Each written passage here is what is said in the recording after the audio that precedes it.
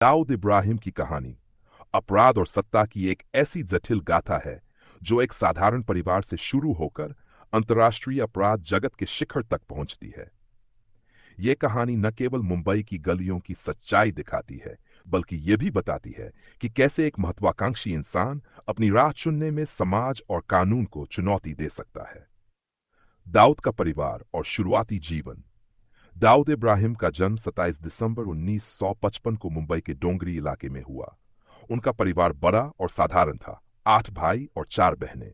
उनके पिता इब्राहिम कास्कर मुंबई पुलिस में एक हवलदार थे और चाहते थे कि उनके बच्चे पढ़ाई कर एक बेहतर जीवन जिएं।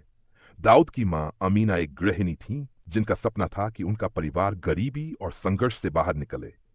डोंगरी का माहौल अपराध और संघर्ष से भरा था। यह इलाका मुंबई के अपराध जगत का गढ़ माना जाता था। दाऊद ने अपने बचपन में अपराधियों को देखते हुए बड़ा सपना देखना शुरू कर दिया। स्कूल में पढ़ाई में औसत दाऊद का झुकाव जल्द ही गलत संगत की ओर हो गया। चोरी, जेबकतरी और छोटी मोटी तस्करी जैसे अपराधों में उनका नाम आने लगा। शुरुआती अपराध और हाजी मस्तान का प्रभाव। 1970 के दशक में मुंबई के अंडरवर्ल्ड पर हाजी मस्तान, वरदराजन मुदालियर और करीम लाला जैसे डॉन का कब्जा था। दाऊद ने अपनी शुरुआती तस्करी इन्हीं लोगों के नेटवर्क के जरिए की। हाजी मस्तान, जो तस्करी और प्रभावशाली व्यक्तित्व के लिए जाना जाता था, दाऊद के लिए एक आदर्श बन गया। मस्तान ने दाऊद को सिखाया कि कैसे अपराध को एक बिजनेस की तरह चलाया जा सकता है। गैंग वॉर और पठान ब्रदर्स से टकराव। दाऊद का बड़ा नाम तब बनना शुरू हुआ जब उसने पठान ब्रदर्स से दुश्मनी मोल ली। पठान ब्रदर्स अयूब, शब्बीर और रहीम खान मुंबई के सबसे खतरनाक गैंगस्टर माने जाते थे। ये टकराव तब शुरू हुआ जब पठान ब्रदर्स ने दाऊद के भाई शब्बीर की हत्या कर दी। दाऊद ने इसका बदला लेने की ठान ली। उसने अपने गैंग को मजबूत किया और 1981 में पठान ब्रदर्स को एक एक कर खत्म कर दिया। इस घटना ने उसे मुंबई के अपराध जगत में डॉन के रूप में स्थापित कर दिया। डी कंपनी का उदय। 1980 के दशक में दाऊद ने डी कंपनी की स्थापना की। यह सिर्फ एक गैंग नहीं, बल्कि एक अंतर्राष्ट्रीय सिंडिकेट था। डी कंपनी का नेटवर्क तस्करी, ड्रग्स, हवाला, सट्टेबाजी और रियल एस्टेट जैसे क्षेत्रों में फैल गया। दुबई, पाकिस्तान, अफ्रीका और अन्य देशों में डी कंपनी ने अपनी पकड़ मजबूत की। दाऊद ने अपनी संगठनात्मक कुशलता से अपराध की दुनिया को एक कंपनी का रूप दिया। वह अपराधियों को नौकरी की तरह काम करने का मौका देता था। उसके गैंग में अनुशासन और वफादारी का बहुत महत्व था। 1993 मुंबई ब्लास्ट, दाऊद का काला अध्याय। 1993 का मुंबई बम धमाका भारत के इतिहास का सबसे काला अध्याय है।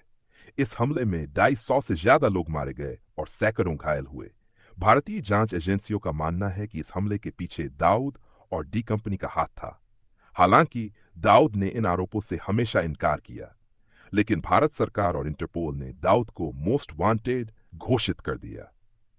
पाकिस्तान में शरण और ग्लोबल छवि।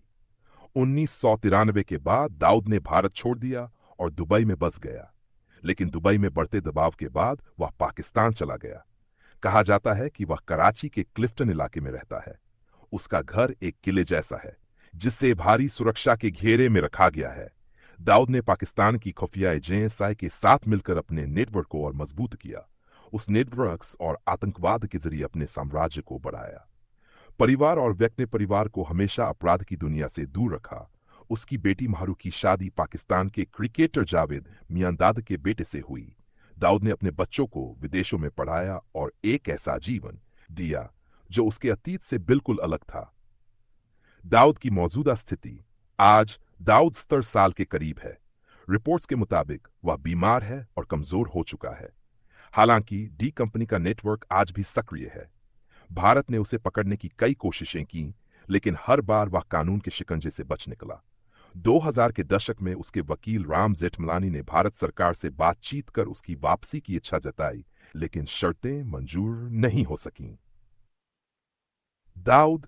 अब दाऊद इब्राहिम न केवल एक अपराधी है, बल्कि वह उस दौर का प्रतीक भी है जब अपराध ने ग्लोबल नेटवर्क और ताकत का रूप ले लिया। उसकी कहानी बताती है कि कैसे एक व्यक्ति अपनी बुद्धिमत्ता और क्रूरता से अंतर्राष्ट्रीय सीमाओं तक अपनी पकड़ बना सकता है। लेकिन उसकी इस सफलता के पीछे उन अनगिनत लोगों की त्रासदी छिपी है जो उसके अपराधों का शिकार बने।